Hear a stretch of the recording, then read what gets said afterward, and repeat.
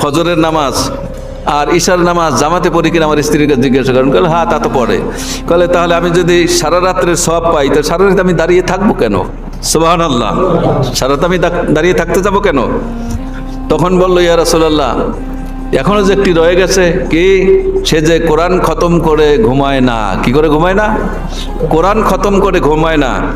সাহাবা বলছে ইয়া রাসূলুল্লাহ, আপনি বলেছেন যে রাত্রে ঘুমাবার আগে যদি কেউ একবার সূরা ফাতিহা বিসমিল্লাহ সহ করে তেলাওয়াত করে, তিনবার সূরা ইখলাস বিসমিল্লাহ সহ করে তেলাওয়াত করে, কয়েকবার দুরূদ শরীফ পাঠ করে, সে যেন এক খতম কোরআন খতম করে ঘুমালো।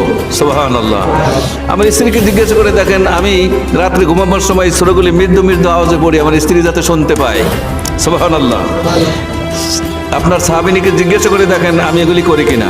তিনি বলছেন না, আমি ইয়া রাসূলুল্লাহ তা তো করে। বলে তাহলে আমি যদি এই সব পাই তাহলে সারা রাত আমি তেলাওয়াত করব কেন? তখন সাহাবিনী হাসে আর বলে ইয়া রাসূলুল্লাহ, কাজ তো আগেই বানাই নিয়েছে। কি করেছে? সম্মানিত উপস্থিতি, আজকে এই আলোচনা শুনে যাদের মুখে একটু হাসি আসলো, এই ঈদের পরে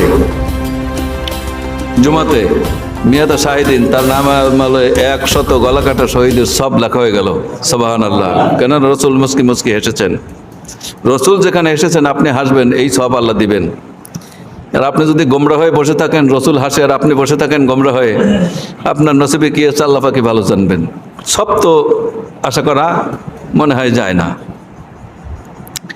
তো এই যে আমলটা শুনলেন, আসলে এই আমলটা আমাদের এই চাঁদে করা উচিত। উচিত কি না?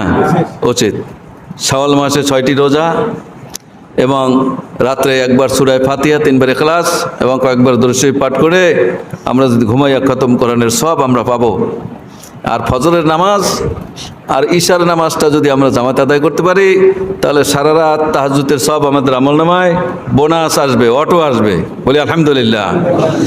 আল্লাহ রাব্বুল আলামিন যেন আমাদেরকে এই রমজানে এই আমলটি করার তৌফিক দান করে। সকলে বলি আল্লাহুম্মা আমিন। আল্লাহর আয়াত, কোরআনের আয়াত তেলাওয়াত করলে এক শ্রেণীর লোকেরা বলতে গেলে তো আমরাও পারি।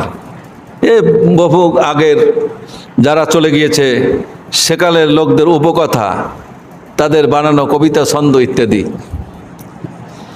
সেই কালের লোকেরা যেভাবে বলেছিল আমাদের এই কালের এইরকম লোকেরও অভাব নাই। কিছু কিছু লোক বলে ওরা তো কোরআন দিয়ে কথা বলে, ওরা তো ভণ্ডামি করে। নাউজুবিল্লাহ মিন